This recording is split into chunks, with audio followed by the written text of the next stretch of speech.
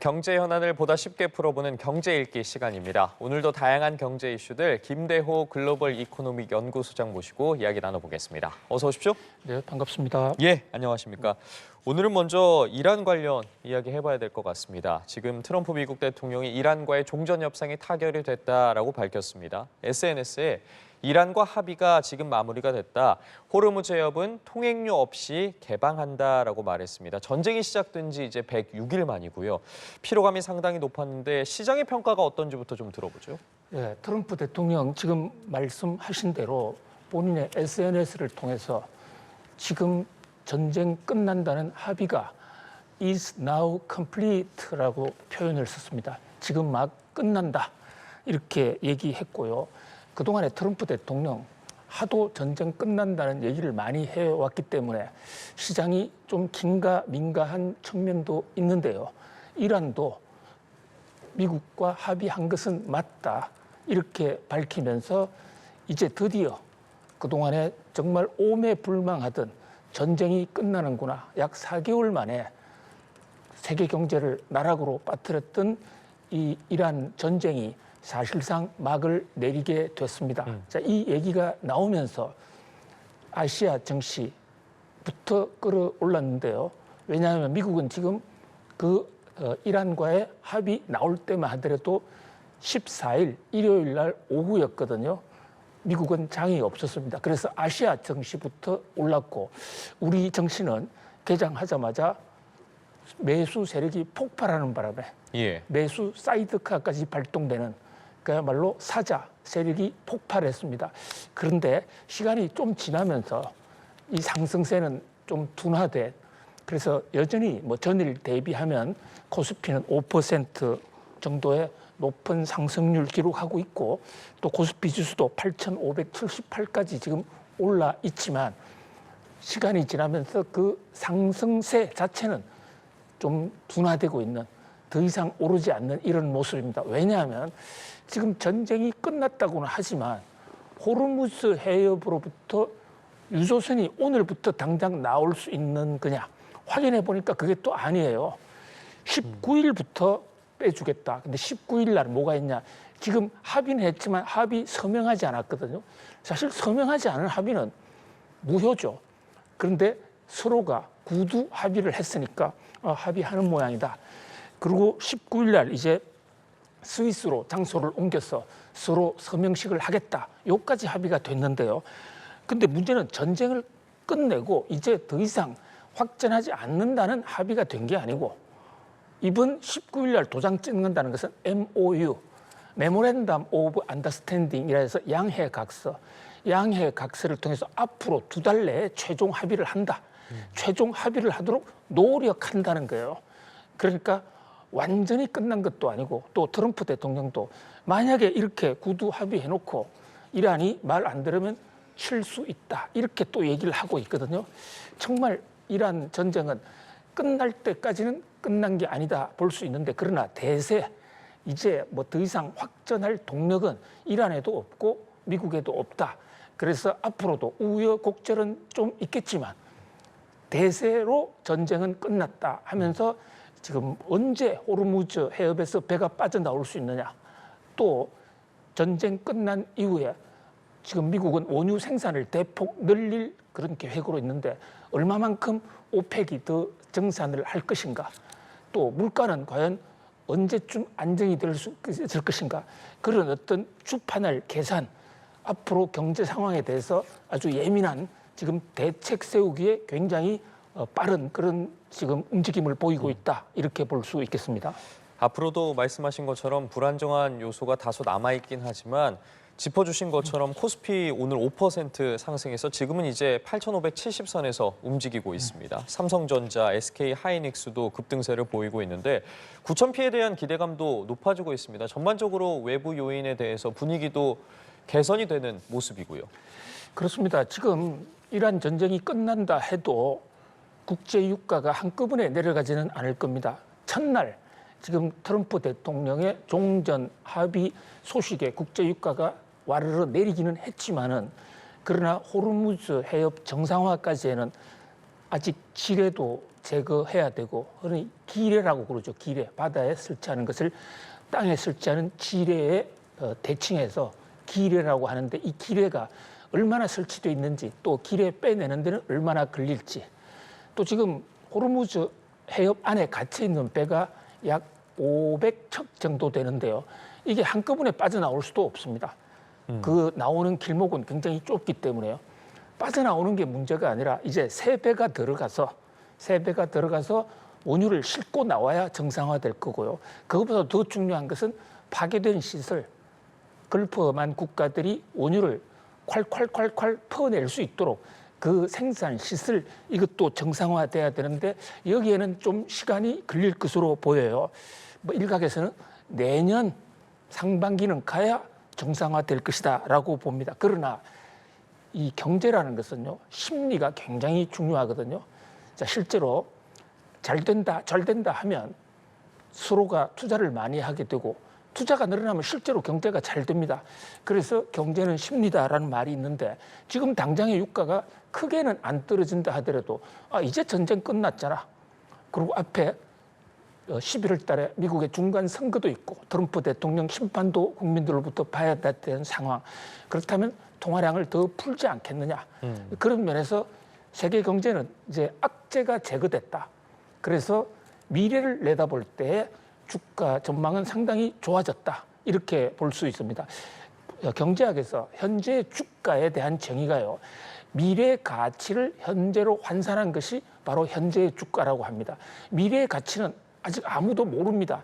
그런데 호르무즈 해협 이제 완전 개방이 되고 전쟁이 종식되면 투자가 더 늘어날 것이라는 그 기대, 이런 것들이 금융시장에서의 시세는 상당히 활성화가 되고 실제로 그 효과로 경제도 좀 살아날 가능성이 상당히 높다. 이렇게 전망이 지배적으로 나오고 있습니다. 네, 코스피에 대한 전망해 주셨고, 지난 거래일에 시장의 모든 눈이 쏠렸던 곳이죠. 스페이스X가 상장을 했습니다. 나스닥에 이제 상장이 됐고, 공모가가 135달러로 이제 시작을 했는데 상장 첫날 주가 19% 올랐습니다. 이 19% 오른 수치에 대해서 개인적으로 어떻게 보셨는지도 궁금해요. 예, 그러니까 일단 스페이스X 성공했다. 어마어마한 규모, 무려 2,400조 정도의 자금을 빨아가는 초대형, 인류 역사상 한 번도 가보지 못한 정말 슈퍼 IPO였는데요.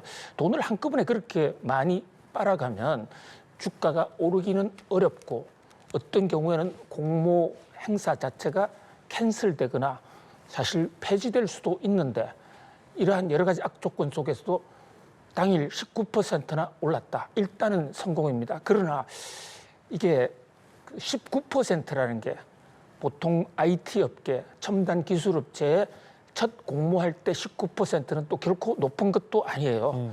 우리나라 증권시장 같은 데도 보통 우량한 기업들 나올 때, 대형 기술주 나올 때 따상이라는 말이 있습니다. 따상은 따블이 되고 상한가까지 간다. 그러면 130%까지 오르거든요. 그런데 그 다음 날도 또 상한가. 그래서 이걸 따상이라고 그러는데, 그렇게 되면 230%까지 오른 기업들 우리가 여러 번 많이 봤습니다. 예. 거기에 비하면 폭발적인 것은 아니었다. 덩치가 크니까 그만큼 어떤 몸이 무겁다라고 볼 수 있지만, 그러나 성공했다는 점. 자, 지금 스페이스X는 엄청난 적자에 삽니다. 지금 이익 못 내고 있습니다. 적자인데도 불구하고 주당 135 공모가에 4대1 경쟁이 몰리고, 또 그 공모가로 장에 올랐는데 첫날 주가가 161달러까지 올랐다. 그만큼 이 머스크가 새로 꾸려가는 회사에 대한 기대, 현재는 적자지만, 자, 이런 얘기 있지 않습니까? 너 지금 시작은 미미하지만 너 끝은 창대하리라. 뭐 이런 얘기 있어요. 예. 그런 거에 대한 믿음, 머스크가 하는 일에 대한 미래의 믿음으로 시장은 호의적 반응을 보였다. 이렇게 종합평가할 수 있겠습니다. 저희가 억만장자 그러잖아요. 그래서 사실 그 규모만 해도 가늠이 안 가는데 인류 최초로 조만장자가 탄생을 했습니다. 머스크가 지금 조만장자가 됐는데, 이 규모를 좀 살펴보면 스위스의 국내 총 생산이랑 맞먹는 규모더라고요. 그렇습니다. 이제 인류 역사상 처음으로 그 자산의 규모가 조 달러가 넘어가는, 그래서 영어로는 트릴리언 에어라고 부릅니다. 발음도 참 쉽지가 않아요. 예. 자, 트릴리언이 조고 또 에어라는 게 부자들을 나타내는 하나의 그 꼬리형 단어인데요. 그래서 그동안에 뭐 밀리언 에어 이런 건 발음이 잘 돼요. 백만장자, 빌리언 에어. 그런데 이건 트릴리언 에어 하니까 정말 발음도 어려운, 인류 역사상 최초로 지금 주식 자산만을 기준으로 한 겁니다. 주식 자산이 1조 달러가 좀 넘었는데요. 이게 정도 어느 정도 되는 돈이냐? 자, 이게 가늠이 안 되지만 우리는 가늠해야 됩니다. 예. 환율 1,550원이잖아요, 요즘. 그러면 거기에 비추면 우리나라 돈으로 1,550조 원 정도 돼요. 우리나라 1년 예산이 727조입니다. 2026년도 본예산 기준으로요. 그렇다면 2년치거든요. 우리나라 모든 국민이 세금 안 내고 정부는 펑펑 돈을 쓰면서 꾸려갈 수 있는 규모. 머스크만 돈을 내준다면 머스크 돈으로 2년을 꾸려갈 수 있는 엄청난 규모의 돈입니다. 자, 또 2등, 3등하고 한번 비교해 볼까요? 원래 부자들은 상위 랭킹이 좀 경쟁자가 많이 있거든요. 그런데 지금 구글 오나라든지 또 엔비디아의 젠슨 황 이런 분에 비해서 무려 5배 정도가 더 많아요. 젠슨 황이 2천억 달러 정도 되는데 예. 우리는 젠슨 황을 부자라고 그러는데 일란 머스크가 볼 때는 젠슨 황을 볼 때 아기야, 가소롭다. 아기야. 예, 이렇게 얘기할 수 있을 정도로 예. 엄청난 부자라는 거죠. 1조 달러. 자, 그런데 이게요, 역사상 최고의, 인류 역사상 최고의 부자가 록펠러라는 사람이 있습니다. 록펠러라는 사람이 있었더랬어요. 우리 지금 현재 나오는 모든 석유회사, 스탠다드 오일, 뭐 엑슨 모빌 이런 회사들을 모두 다 가지고 있던 정말 재벌이었는데 그분이 미국 GDP의 한 2% 정도의 부를 가져서 역대 세계 1위다 했는데 머스크는 지금의 미국 GDP를 기준으로 4%, 그냥 아무도 가보지 못한 전대미문의 세계 돈을 다 쓸어쥐고 있다. 이런 면에서 정말 일란 머스크는 적어도 돈으로 볼 때는 세계 최고의 권력가고 최고로 성공했다. 더구나 적자 회사를 상장시키면서 이렇게 조만 달러가 됐다는 거, 이것은 정말 마술이다 이렇게 볼 수도 있겠습니다. 정말 엄청난 규모에서 참 아직도 가늠이 잘 되지 않는데 실제 머스크뿐만 아니라 이제 주관사인 골드만삭스라든가 모건 스탠리, 뭐 금융 관련주들도 굉장히 영향을 받았고 실제로 금융사에서 수수료를 1억 달러를 챙겼습니다. 그런데 우리나라 이제 미래에셋이 주관사인 골드만삭스로부터 상장 당일 231만 주를 공모받기로 했는 배정받기로 했는데 받지 못했어요. 이거 가지고 지금 한국 패싱 아니냐 이런 이야기까지 나오고 있거든요.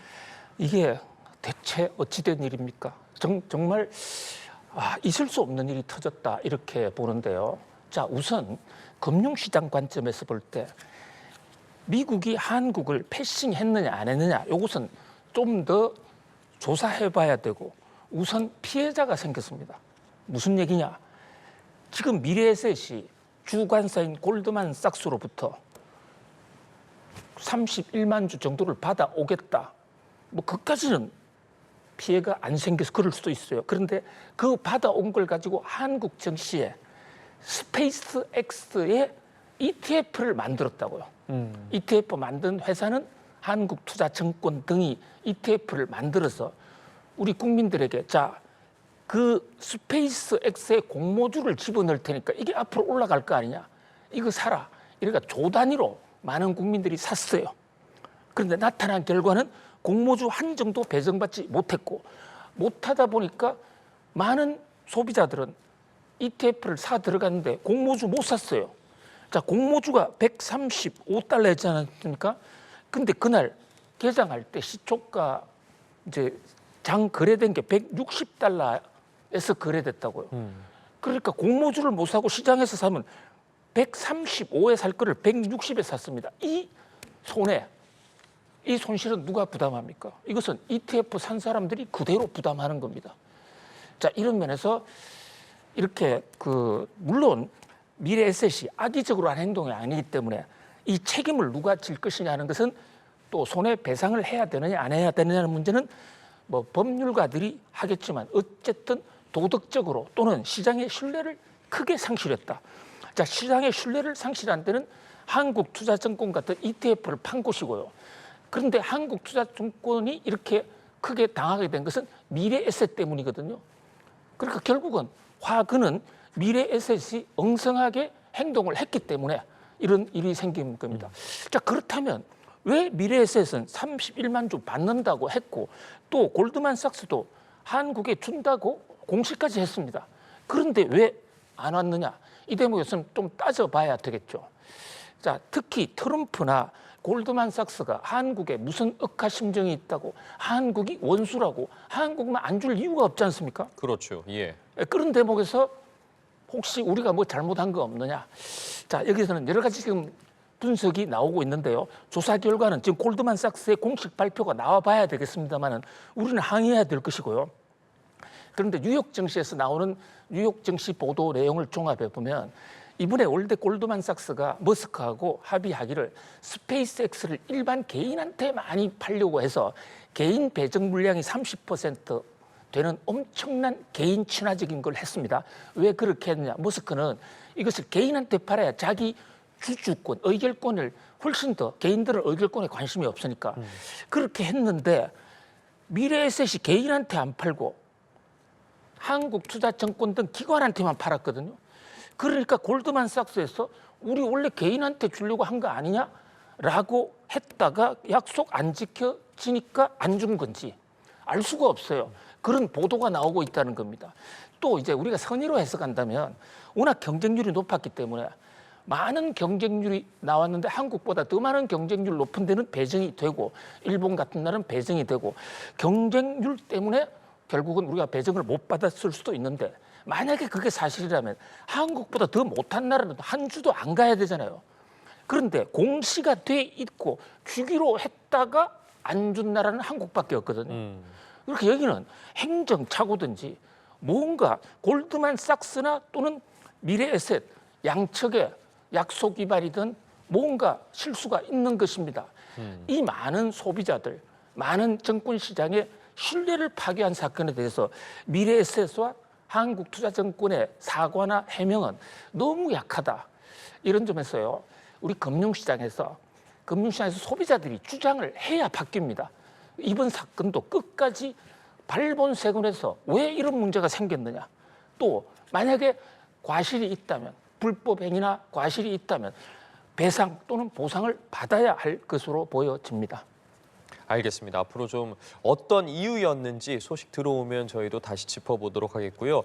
이번엔 부동산 소식으로 넘어가 볼 텐데 증시 자체가 워낙 좋기 때문에 이제 주식으로 돈을 벌면 집을 산다라는 말이 많아졌습니다. 실제로 그게 현실이 되고 있어요. 30대가 가장 많이 집을 사고 있고 정부는 지금 집값 안정화를 이야기하고 있는 상황 속에서 이제 개인들은 돈이 생기면 주택을 구입하고 있는 이 상황에 대해서는 좀 어떻게 봐야겠습니까? 예, 한때 증권 시장이 막 달아오를 때 일부 전문가들 사이에서 주가가 오르면 부동산 자금이 주식으로 빠져나가서 이제 부동산 투기 열풍은 사라지고 자본 시장이 커져서 그 돈이 산업 자본으로 가서 우리나라가 선순환의 경제 발전을 이룰 것이다라고 하는 그런 전문가들 굉장히 많았습니다.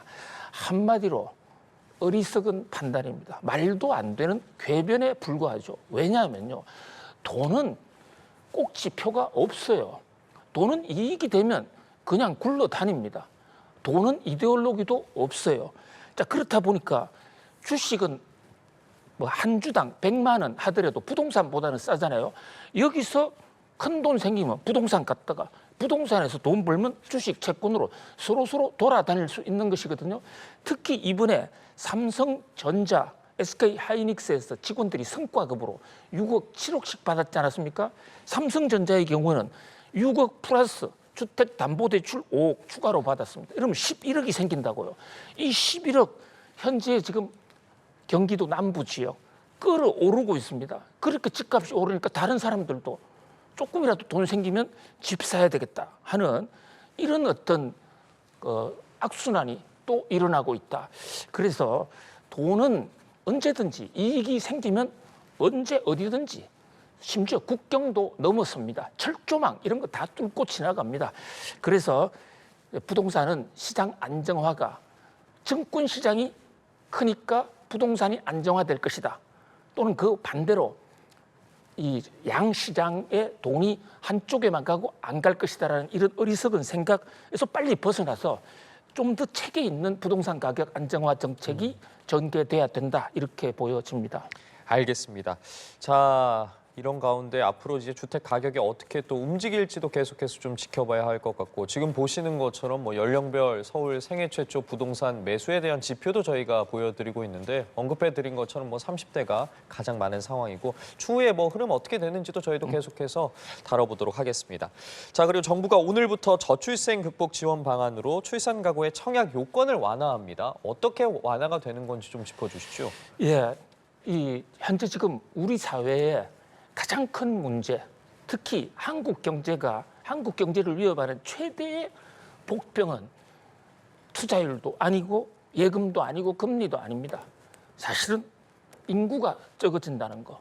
이것은요, 우리 사회의 자금의 흐름을 막고 또 잠재 성장률을 떨어뜨린다는 점에서 가장 빨리 해결해야 되는데, 이게 당장에 투자를 하더라도 성과가 안 나다 보니까 별로 관심들은 안 긋는데, 자, 그런 면에서 오늘 정부가 오늘부터 저출생을 극복하자 하는 차원에서 이 2세 미만의 가구가 자녀가 2살 아래면 그 자녀를 대상으로 결혼했는지 안 했는지, 결혼을 한 지 얼마 됐는지 뭐 이런 거 관계없이 민간 아파트의 신생아 특별 공급을 청약할 수 있게 됐다. 이것은 대단히 진일보한 것이라고 보여집니다. 사실 집은 사람이 거주하기 위한 것이고, 아기가 태어나면 아기 키우는데요. 저도 그 신혼 시절에, 지금보다도 신혼 시절에 집이 더 많이 필요했습니다. 지금은 그 애들이 다 컸으니까 그냥 집이 적어도 되지만, 어릴 때요, 아기 키우고 또 살림하고 이런 게 보통 어려운 게 아닙니다. 특히 신생아 때 이런 주택 수요가 폭증하고, 또 신생아에 대해서 사회적으로 이렇게 배려한다는 모습. 그래서 결혼 기간에 관계없이 2세 미만 자녀에게 주겠다. 특히 그동안에 공공주택 쪽에는 진출하기가 뭐 비교적 이 신혼부부라든지 신생아 대상이 좀 여유가 있었습니다만은, 민간 분양 쪽에서는 굉장히 어려웠거든요. 그래서 이번에 민간 분양 청약에 신생아 특공이 생겼다는 것은 뭐 상당히 진일보한 정책으로 보여지고요. 또 출산 가구의 당첨 기회를 확대한다. 또 지방에서 계속 살 수 있는 여건을 마련한다. 혼인과 출산의 혜택을 준다. 이것은 조금 더 적극적으로 하더라도 아마 우리 사회에서 비판할 사람이 없고, 또 우리 경제의 성장 잠재력을 올리는데 기여할 것으로 보여집니다. 알겠습니다. 자, 그리고 끝으로 세기의 이혼으로 관심을 모았던 최태원 SK그룹 회장과 노소영 아트센터 나비 관장이 2년 만에 법정에서 다시 마주합니다. 재산 분할 소송 두 번째 조정 기일인데, 일각에서 나오고 있는 오너 리스크가 기업의 가치를 떨어뜨린다라는 지적에 대해서 동의하세요? 그렇습니다. 오너가 잘못하면 그 피해는 결국 회사의 브랜드 가치, 기업 가치를 떨어뜨리게 됩니다. 특히 오너의 이런 이혼 문제는 부부간의 싸움으로 야기돼서 회사의 동력을 좀 떨어뜨릴 수가 있죠. 자, 지금 SK의 경우에는 최태원 회장과 지금 노소영 관장이 이미 이혼했습니다. 왜냐하면 항소심에서 이혼 문제는 확정 판결이 됐고 서로가 다 끝났습니다. 그리고 대법원까지 갔어요. 지금 이혼한 상태에서 재산 분할이 문제인데요. 이 재산 분할을 어떻게 하느냐에 따라서 주가가 또 흔들릴 수 있거든요. 그래서 이것은 사실 우리가 남의 가정사이긴 하지만 주가를 뒤흔들 수도 있다는 점에서 경제 이슈이기도 해요. 지금 항소심 법원에서 판정을 어떻게 했냐면요. 자, 지금 이혼 파탄의 책임이 모두 최태원 회장에게 있으니까 최태원 회장은 재산 분할을 노소영 관장한테 상당 부분을 해라. 그리고 양측의 기여도를 생각해서 35%를 하라고 했습니다. 35%라 하니까 이게 1조 3천억이 됐습니다. 그런데 삼시민 대법원에서 그거 너무 많다. 특히 비자금 자금 이런 것은 계산해서 빼라 이러니까 조금 노소영 여사가 받는 포션이 좀 줄어들 거예요. 그런데 문제가 SK 하이닉스 주가가 폭등했잖아요. SK 하이닉스가 폭등하다 보니까 그 모회사인 주식회사 SK도 주가가 엄청 올랐습니다. 거의 4배가 올랐어요. 그런데 이 1조 3천억이라는 돈이 항소심에서 어떻게 판정이 나온 거냐면 당시에 SK 주가 기준이거든요. 그래서 만약에 이번에도 SK 주가를 기준으로 한다면 노소영 여사는 자기 비중이 35에서 30이나 25% 줄어도 주가가 4배 올랐기 때문에 받는 금액이 약 4조 정도 될 수가 있어요. 1조에서 4조 정도로 확정된 건 아니지만 될 수도 있는 겁니다. 그러니까 이 대목은 과연 그렇게 받게 되면 노소영 여사가 그 주식을 어떻게 처분하느냐. 현금으로 받을 수도 있고 주식으로 받을 수가 있는데 물론 아직까지 판정은 나지 않았고 주가라는 게 오르내릴 수가 있지만은 재산 분할을 둘러싸고 지금 세기의 이혼이 진행되고 있습니다. 물론 자녀들을 보면 두 분이 이혼하더라도 그 자녀들은 결국은 같은 자녀가 그중에 많이 있으니까 뭐 큰 분란은 없을 것으로 보여지만 그러나 주가는 누가 얼마를 갖느냐에 따라서 주가는 순간적으로 굉장히 들쑥날쑥할 수 있다. 이런 점에서 주식시장에서도 굉장한 관심을 갖는 일대 정말 세기의 대이혼 사건이다. 이렇게 볼 수 있겠습니다. 예, 알겠습니다. 오늘 주가부터 부동산, 신생아 특공까지 다양한 경제 이슈 짚어봤는데요. 김대호 글로벌 이코노미 연구소장과 함께했습니다. 말씀 고맙습니다. 감사합니다.